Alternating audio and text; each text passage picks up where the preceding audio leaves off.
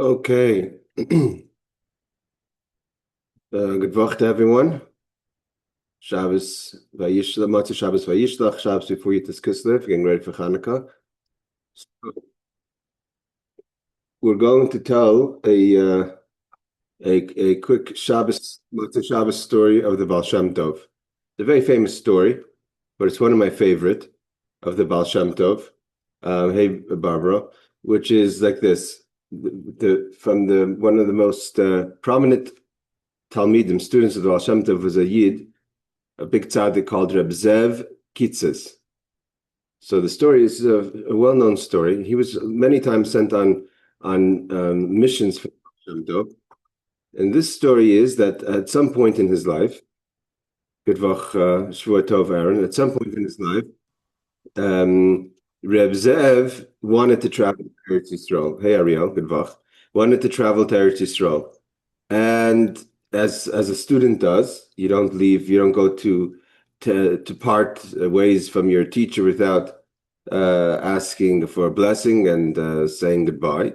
So Reb Zev went to meet his teacher, the Holy Baal Shem Tov, and he said that the opportunity has come for him that he could go to Eretz Yisrael, and he wants the Baal Shem Tov's blessing and let him know. The Baal Shem Tov gave him his blessing, but he gave him an instruction. He said that I want you to be very careful, that he should remember to think clearly and choose his words wisely before he responds to any questions. That was the instruction he got from Baal Shem Tov. Means, and he didn't understand. He knew that it's something that's going to be revealed to him in the near future at some point, because the Baal Shem Tov never said anything just like that. So he knew there's something there. But knowing the Baal Shem Tov and having many different experiences with the Baal Shem Tov's miraculous ways, he waited for this opportunity to come and reveal itself to him. So the Reb Zev gets ready for his trip. He travels the way they would travel then all the way to Turkey, to the port, and he boards a vessel heading towards Eretz Yisrael. And on the way to Eretz Yisrael, the captain makes an unannounced stop for to pick up some things at a port, a location, and people got off the boat, and Reb Zev also got off the boat. And being a big Talmud Chacham, he went in to study Torah, and he doesn't hear the whistle for the boat, for the captain that calls him to come back to board the boat before it continues its journey to Eretz Yisrael. And he misses the ride. And when he realizes he's stuck in this location, doesn't know where he is, with the boat left. So feeling a little confused and overwhelmed, all of a sudden he meets this elderly Jew, looking pious, religious, and welcoming. And he says, "Don't worry, Rabbi Yid, there's another boat coming after Shabbos. Now it's before Shabbos. And come and spend the Shabbos with me." In some stories, it's told that he was in a deserted island where there was no people. But this story, the version I just read before Shabbos, was that he was in a city, that there was a minyan and there was a mikveh, Rebecca Gudvach, and there was he spends Shabbos with this wonderful Yid who they learn Torah together and they daven together, and the person wanted to hear stories about the Baal Shem Tov, and he heard about the Baal Shem Tov, and he was telling him story.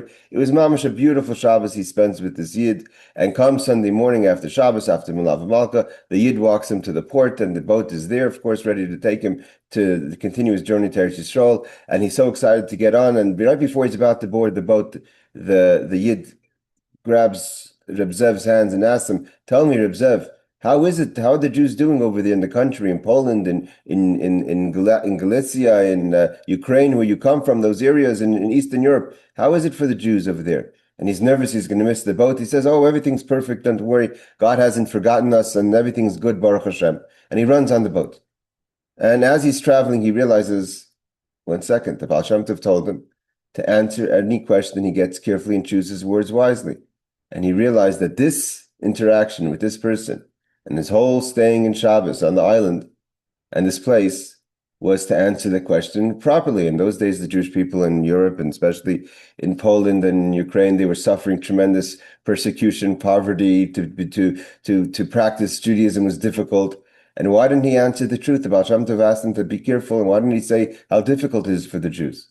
And he got overwhelmed, and he ran back on the next stop. Instead of going to Eretz Yisrael, he boarded a boat right back to Turkey, made his way back to the Mezbush, and walked into the Baal Shem Tov, kind of the sort. What's going to be? And Baal Shem Tov says, Oy Reb Zev, I told you to choose your words wisely. Because every day our father Avram Avinu comes to God and begs God, why don't you bring the Geula? Why don't you bring the redemption? The Jewish people are suffering. Look how they're suffering. And God tells Avram Avinu, I don't forsake my children. I provide for them. And he says, no, Avram is not accepting God's answer. You have to bring the Mashiach. The Jewish people are suffering. It's time. So God says, you know what? Why don't we ask Zev? Zev Kittis is traveling to Eretz Yisrael. Why don't we ask him how the situation is? So Avram comes down in the whole situation and he meets Zev for Zev to answer and tell him the way it is, that the Jewish people are suffering, but instead Zev says, Baruch Hashem, everything is good. So the Baal Shem Tov and Zev both felt the moment was lost. It's one of these hard stories sometimes to understand, but it's a wonderful story because of the desire we have for Mashiach, and we know that our fathers have not forsaken us, and God has not forsaken us. That the Mashiach is going to come. We just have to wait, and the time is going to be hopefully very soon. And make sure that we daven and demand from Hashem, like the Rebbe would say, Ad Motzaei, we want Mashiach now. Okay, let's go on to the Shulchan Aruch for today. We are learning. We're in the middle of the laws of Pesukei D'zimrah, of the songs we say before Yishtabach. Again, the tefillah is divided into different parts. And now we're discussing the laws of Pesukei D'zimrah, which is traditionally the parts that the chazan and the minyan start in shul.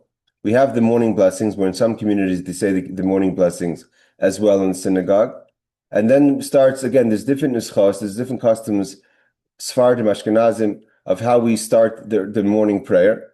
The Ashkenazim start with Baruch She'amar, the blessing is the beginning, and finish the Pesukei D'zimrah with Yishtabach, where Nusach Sfard and Nusach Hari, which is Chabad Nusach, is we start with the Hodu, which is also passages of prayer, of acknowledgement. Then we go to the Baruch She'amar, the blessing. Before the Pesukei D'zimrah, we say the parts of Tehillim and Vayvarach David, we say the Shira, the song of the sea, and then we say the Yishtabach, and then we have the two blessings that we say before the Shema. We say the full Shema, the Goal Yisrael, the Amidah, and then the part after the Amidah, which is again various mischas, the day-to-day song, the Tachnun, the confession, and the Ein Kelokenu Aleinu, etc. Okay, so now the question is like this, and this is a question that some people have different opinions, different customs, but we're going to learn it the way the Kitzur Shulchan Aruch says, which is what we're studying, and I'll give in afterwards what Chabad custom is. So we're holding in 14, Law 6. Im ichar milava lebeis hakneses. A person, it happens, comes late to shul.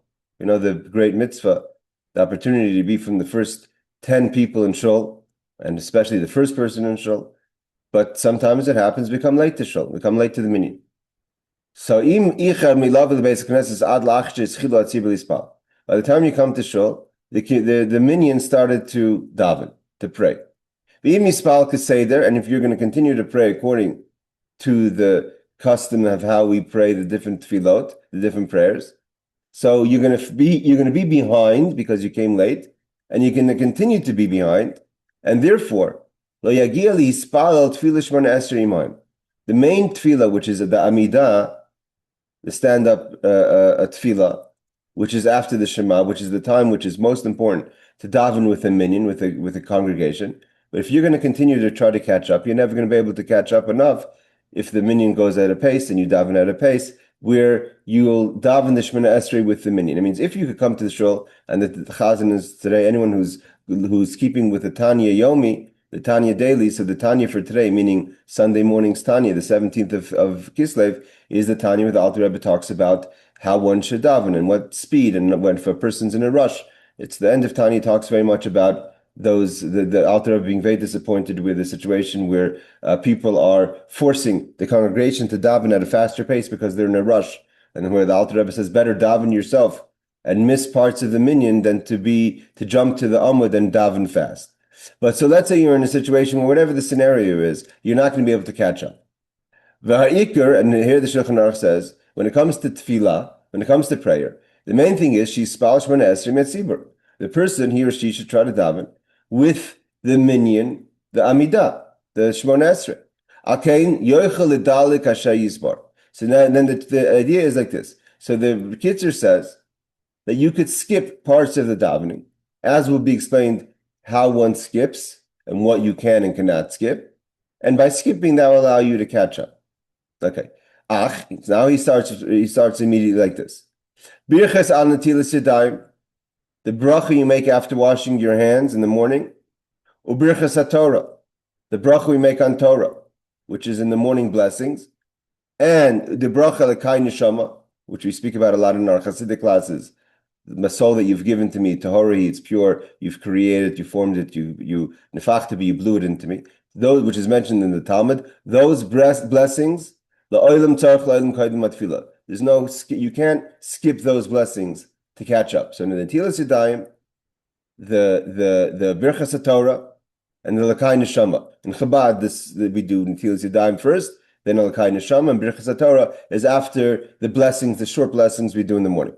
But he says, he's not mentioning the short blessings, he's mentioning the three of washing the hands, Torah, and L'kai Neshama. Kamay Shekasa B'Simin Zayin, as we learned, we didn't personally learn, as is discussed in chapter 7 in the morning blessings.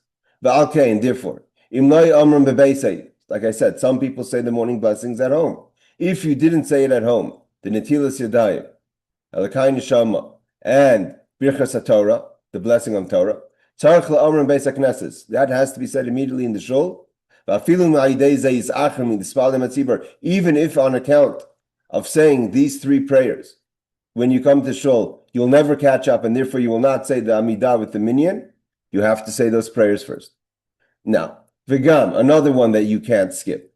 Kriya Shema, the Shema Yisrael, which is the Shema, V'hoya, and Vayomer, the three parts of the Shema. Im HaBrachas B'Shachris, with the blessings in the morning before the Shema, which is Yotzer Or and Ahavas Olam. Tzarech Leimim Dafka Kodesh Shemoneh Esrei. Again, those two sets of prayers, meaning the brachas of Krishma and Krishma, also must be said before the Shemoneh Esrei. So if you're going to say them and you're going to fall behind and not say Amidah with the minyan, then you have to say them. The Hainu Shiaschel B'Birchas Yotzer Or, which he says, how does it start the blessings? With Yotzer Or. Again, so in the Siddur, after the Yishtabach, we finish the Yishtabach with, we're going to see in a second, we say, traditionally,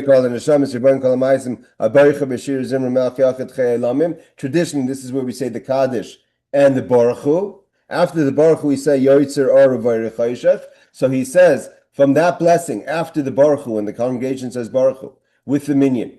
So you have to say, hold on, we're holding Birchas Yotzer Or, the Yotzer Or v'Yispalka Seder Ad Acher Shemoneh Esrei B'li Shum Hefsek. From Yotzer Or, which is the two blessings before the Shema, the Goyal Yisrael, and the Amidah, all have to say, you can't stop and you can't make any you can't skip out. And the reason why is because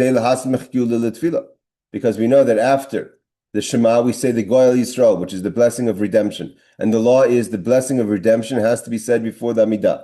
That's the idea, Geula L'Tfilah. Again, it's connected to this week's Parshas, the idea of Yosef and Yehuda, Geula to Tfilah. That's when Yosef meets Yehuda, is the concept of redemption meeting prayer. Hold on, Aaron, let's just finish the law. But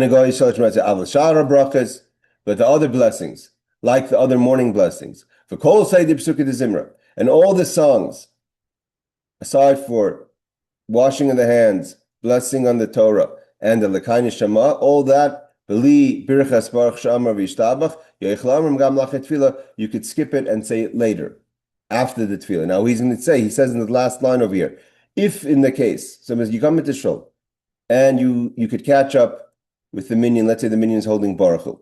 So you say quickly, Netilas Yadayim, Birchas HaTorah, and L'kai Neshama. You start with Yotzer Or, which is the blessings we say after the Baruch Hu.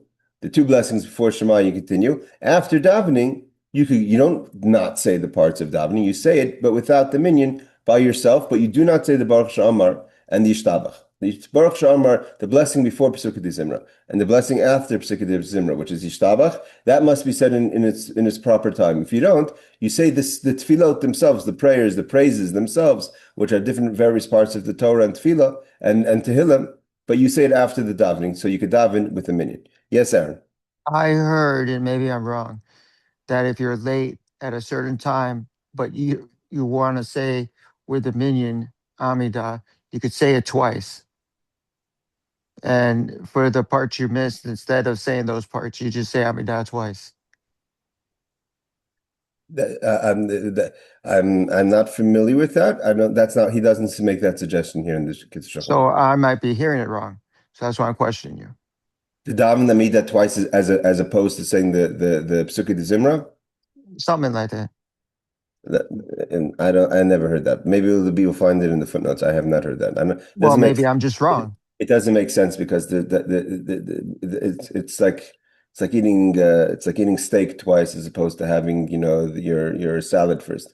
It's tefillah. I mean, not to compare to the Havdalah. I'm saying the idea of the Pesukei D'zimrah is you're building up towards the prayer. Doubling down on the midah would have no point. You double down the midah if you forget a tefillah. That's something else. Meaning to say, if let's say you woke up in the morning and you forgot to daven Ma'ariv, so then you could say tefillah twice. But Okay, so that's maybe what I heard. I'm misinterpreting it. that's possible. So I'm questioning you. So you want to? There's no such thing that I know of. Again, we will learn about saying the Amidah twice, but that's in a case where you've missed a prayer, meaning you missed the morning prayer, so you could do the afternoon twice. You missed the afternoon, but to make up for the Pesukei D'zimrah, I've never heard any of that, and it doesn't make sense also. Okay, let's see the footnotes. He says on footnote number 8, Shemoneh Esrei along with them, and whereas the main objective is, meaning he says, in other words, tefillah b'tzibur, congregational prayer, is the Shemoneh Esrei. So where's the main part you have to daven with the congregation is the Amidah. So therefore, that's the point that we're making all these questions to try to figure out how to say the Amidah with a minyan. So you could skip only certain parts of the tefillah to help you catch up to the minyan. He says like this, you may therefore omit parts of the Pesukei D'zimrah, as will soon be explained. Footnote number 9, if saying Pesukei D'zimrah will cause you to miss the proper time for Kriya Shema, see chapter 17.1, then you should certainly omit Pesukei D'zimrah, author's note, Eshkol 1955. Meaning the question is like this. There's another law that's separate from the tefillah, which is the biblical obligation to say the Shema every day. And the Shema, we know there's a Zman. The Shema has to say before Sof Zman Krishma. So if you come into Shul, and the question is that if you don't say Shema now, you're going to say Shema after the time, and you can check the calendar because it changes with the seasons, meaning the winter, summer. So there's the time, let's say, I think now in Eretz Yisrael, the Sof Zman Krishma is about 8:30 in the morning. So if you come into Shul and it's almost 8:30, and if you're going to daven the Pesukei D'zimrah, you're going to miss this Zman Krishma. So here I'm just quoting what it says in the Kitzur, that if saying Pesukei D'zimrah will cause you to miss the proper time for Kriya Shema, the Shema Yisrael, when you say the Shema, so then you should certainly omit Pesukei D'zimrah and say the Shema. Those who daven late will have the custom to say Shema before davening. There's the idea of putting on tefillin in the morning and saying Shema. If you're a man, to be separately, so you say Shema b'zmanoi. But here he's talking about, I guess, in a scenario where you're with a minyan, and maybe you could catch up in one way, but either way, if it's a question about losing the time of Shema, then just say the Shema and skip Pesukei D'zimrah. Okay, footnote number 10 is just a reference.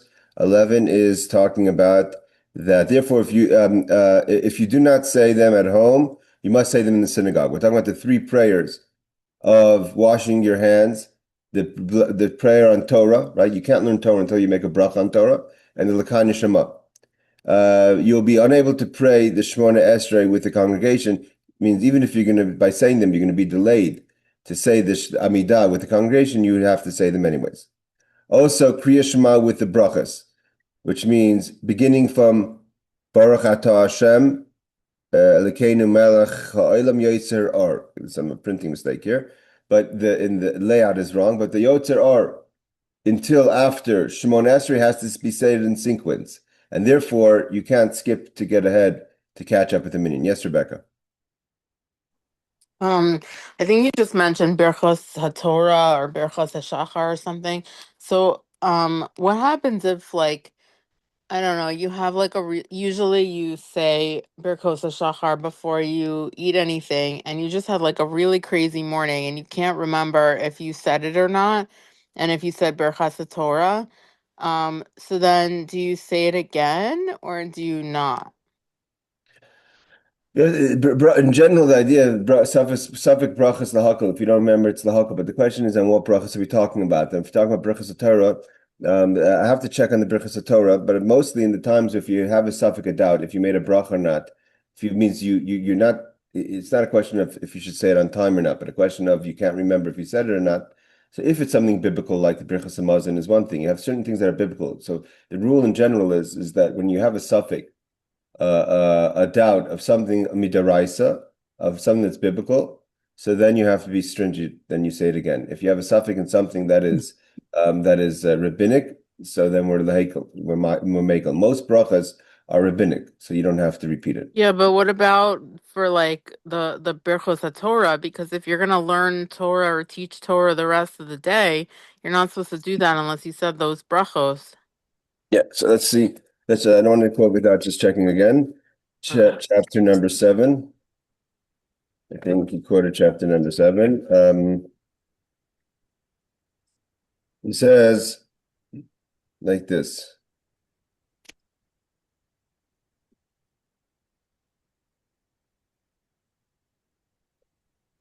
Okay, I'm going to read it in Hebrew and I'll translate. Brachas Torah.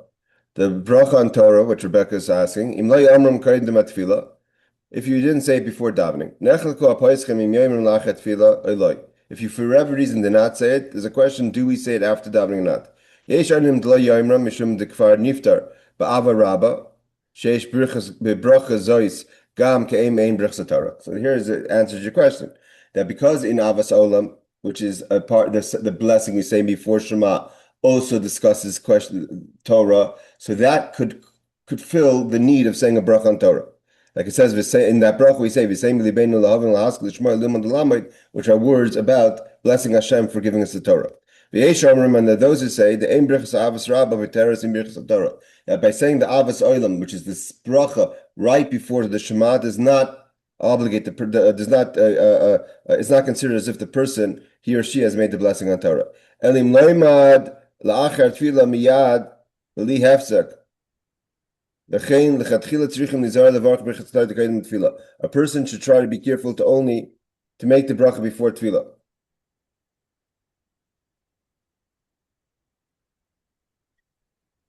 He says the only way that the Avos Olam would help, according to the second opinion, is if you learned right after davening, because it's kind of then you could connect it to the learning. But if not, it's not enough of its own bracha to be considered bracha on Torah. But he says with the avid, if im shachach levarach kodim tefillah. Yumad is a davar miyad achar tefillah. Im gam zois shachach azay maspika gam kein eni tzarich levar chayid b'chas Torah. He does not say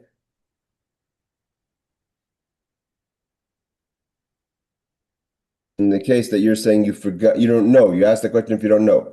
If you haven't said brichas Torah, then you could either say avos olam or you could learn something and say a bracha on it. But in the case of forgetting, usually the idea is if we forget on brachas, I'm almost sure Birchas Torah is included in that. That I'm going to check again, just I don't want to say for sure. But if you forget Birchas Torah in the morning, if you said Birchas Torah in the morning, you don't know. Usually brachas are lahakel, are lenient, and you don't have to make a bracha if you don't know. If you don't know if you made it. Okay. But if you know Oh, that you made it, if you know that you didn't make it, then there's a question if you could use the bracha before Shema. There's a machlekes if you could use the bracha before Shema. So he says in a question of b'diavad, so best is to learn something right, to say a bracha and learn something right away. To kind of the standalone brachas in the morning. But even in the opinion that says that Avos Olam is not the bracha of Torah, it's only not a bracha of Torah if you don't learn right away. But if you learn right away, then you could connect it. Okay, another thing is that before work, like on work days, I don't always have time to daven like before work. So like that's Havas Olam is not an option. Like if I have clients back to back all day and I don't have time to daven until Mincha. So I'm just wondering if I'm supposed to repeat the Birchos Torah. No. If you wake up in the morning and you make the brachas in the morning, you made brachas Torah. You're talking about in case you don't even say brachas in the morning? Right, like if the day was so crazy that I don't remember if I said brachos in the Oh, morning or not. again, not remembering, then it's a suffix. So usually suffix brachas lahakal. If you know you didn't say it, it's something else. If you know Okay. if you don't know if you didn't say it, so usually it's suffix brachas lahakal. But if you have, Okay. I mean, brachas Torah is usually part of a group of brachas, so it's not as difficult to remember. If you said it, but I can understand that can be But that I situation. mean, like, if I Yeah. don't remember if I said the whole thing or like sometimes if I'm in a strange place, if I slept somewhere new, if my routine is different, like I'm away somewhere, like so then I might forget if I said it or not, if I said all of them or not, the whole thing. Okay, most of the times forgetting is suffix brachas hakol, and there's a concept of where you could rely on your schedule. Like we have sometimes in brachas where if you forget, then and you're really accustomed to saying it, so chances are more that you said it than you didn't say it. We take that into account. Like for instance, after a certain point, when like right now, those in Chutz La'aretz start to say the Saint Talamot Levracha, right? So we start making the blessing for the rain. So in the first few days, we could assume that if you're not sure what you did, then you did the old version. But after a certain point, we assume that you already got used to the new version, right? The new edition. So then we'll say that if you don't remember, we'll assume that you said it right. There's certain things that if you're really accustomed to doing it and you always say the brachas in the morning and just you can't remember if this time you did, sometimes where you could use that value of what you that chances are you did because you usually do. Yeah, that makes sense because it's part of my routine. Part of your routine, exactly. Thank you. All right, let's just finish off. Where are we holding the footnotes here? You'll be unable to pray Shemoneh Esrei with, yeah, okay, so here we have also Kriya Shema with its brachos. We said Yotzar. 13 is in, we're saying also Kriya Shema with its brachos, which are said during Shachar's prayers. Shachar's prayers, in contrast to Kriya Shema and its brachos, which are said in Ma'ariv service, which we'll learn later in chapter 70. Okay, so that we're talking about I Shachar's. Go can ahead, I Aaron. ask it? Okay, this happens a lot when you're having brisses. So in bris, they like, especially in the Sephardic community, because I go to a lot of them. But I'm Ashkenaz. But the point is that they want to start at 9 because they want to get the most amount of people, especially if it's on Sunday. Especially if it's on Sunday. So Mhm. the point is they want to start at 9. You'll never get to Shema in the proper time. And I was told, one of my sister-in-law's kids, his whole job is to study all day. And so he tells me to hurry up and say this and don't worry about them. But do we have to remind everyone that you should start your bris, the services before the bris earlier? Or should we just go to a different minion and then go to the bris? Or should we just say the Shema beforehand? Because this happens often, more than not. Uh, um, uh, um, hold on a second. Give me 1 second.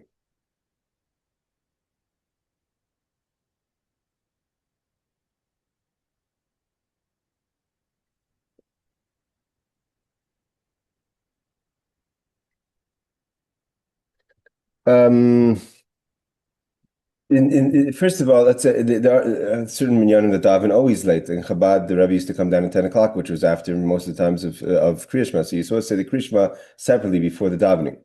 Some people have the custom to say, because there's a concept of saying Shema and Tefillin, it's a whole discussion if they put on Tefillin in the morning, to a separate pair of Tefillin to say Shema with Tefillin. But if you know for sure you're going to be part of a minyan that's saying Shema late, meaning after it's Zman, so you should say Shema separately before davening. And what's your question? Your question is if you come into synagogue, you forgot to say Shema, so say Shema. No, there's no forgetting. You know you have to say it, So but you say know, so let's say you check the time is 8:30. Let's say 8:30 is the end of the time, right? So you make yeah. sure you say Shema before 8:30, and then you daven and you're saying Shema a second time with the tefillah. Okay, but should we remind the people who are having the bris to do it earlier, or just let them do it I mean, late? as much as you feel comfortable reminding people about any mitzvahs, but there is the concept people have, and you walk into any shul today with the screens or any kind of thing. Most shuls today will have a sign that says Safsman Krishma, and there's the people who announce this. I go to shul where today right now because of the Zman being around 8:30. That there's a lot of times announcements. Don't forget Safsman Krishma is about 8:30. I mean, literally, the firm radio here in Eretz Yisrael, Kol Chai, will give us the Sofsman Krishma, in the mornings, reminding people to say Shema. So it's nothing wrong with reminding people, as comfortable and obviously in a way that's not too aggressive, but it's nothing wrong with saying now's get rid don't forget to say Shema. That's Okay. that's a thing that people do, yeah. But it's okay to have the late service. It's starting at 9. Again, there's an idea of tefillah b'zman also, but if you're not doing the tefillah b'zman, shema b'zman is biblical. The question is, if you say shema after it's zman, it's even a question if you're fulfilling the biblical obligation of saying shema. There's a biblical obligation to say shema daily, in the morning and the evening, right? Right, we know that. So we have to say this, and it has to be before the Zman. If it's after the Zman, it's a question if you're even fulfilling the obligation of saying the Shema on that day. So you have to say Shema before. The question is, some people put on tefillin before. There's a lot of discussion about that because he's not supposed to say tefillin, Shema without tefillin. So there are the customs of those who put on a pair of tefillin, just especially to say Shema if they know they're going to daven the Shema later after the Zman. Okay, but then answer this question. You just said you had to put on tefillin, but the night Shema, you don't put on tefillin? No, because tefillin is not the Zman at night.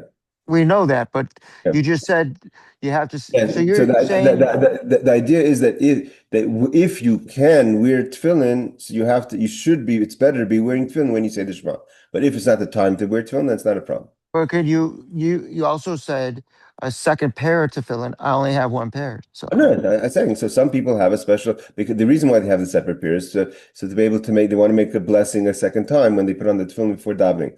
But that's another discussion that I don't want to get into details now about if one should put on tefillin to say Shema with the Zman better than saying tefillin without, because there's an idea that if a person in the Shema we talk about tefillin. So if it's the time of tefillin now, so you should be wearing tefillin when you say Shema because the Shema is talking about tefillin. But the Rebbe has many talks about this. There's many discussions about this obligation of if you should be wearing the tefillin, if not. Again, there is the concept of davening b'zman, the proper time of davening, and that's like, for instance, the people who daven with nates. It's not just that they like to wake up early. There's a concept of davening with the rising of the sun. It's a mitzvah. Not everyone does it. Not everyone's able to do it. There's not always you live in a place where there's a minyan of nets. It's not always the way people do it. There's an idea people want to learn certain things before davening. In Chabad, we like to learn chassidus before davening, and then so that's regular. Again, but there's different ways of doing it. But Shema before in its man is biblical. Before its man, before the end of the time. okay. All right. Now he says over here. However, the rest of the brachas, meaning when the brachas shachar, that could be skipped. The rest of the order, i.e. karbanos, we say also the sacrifices, could all be skipped if you want to keep to the minyan. And omitting Baruch She'amar and Yishtabach. So he says over here, since you are saying Pesukei D'zimrah out of order, you must omit the pre and after bracha. So this is just one thing that's important before we finish the class. We're finishing here. Is that when we if you are one of those of the custom, again, Chabad's custom is we do not skip, even if you come to minyan. That if you would skip, you would catch up. It's not our minhag to skip ahead. You have to either try to make it to the minyan, or for whatever reason you didn't make it on time to the minyan, you answer them as much as you can with the minyan. Listen to Baruch Hu, listen to Kedusha, Moedim, if there's Brechat Kohanim, all that. But we don't skip ahead. Others do skip ahead. If you do skip ahead, you have to know what parts you can skip and what parts you cannot skip. But one thing he says clearly, if you skip out the Pesukei D'zimrah, and in the next law 7, we're going to go into if you have a time for a little bit, what comes first and what comes second.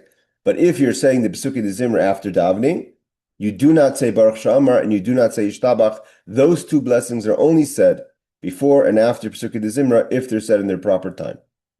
All right, that finishes tonight's class. If there's no more questions, then Laila Tov and Shavua Tov. Thank you, Rabbi. Okay. Thank you.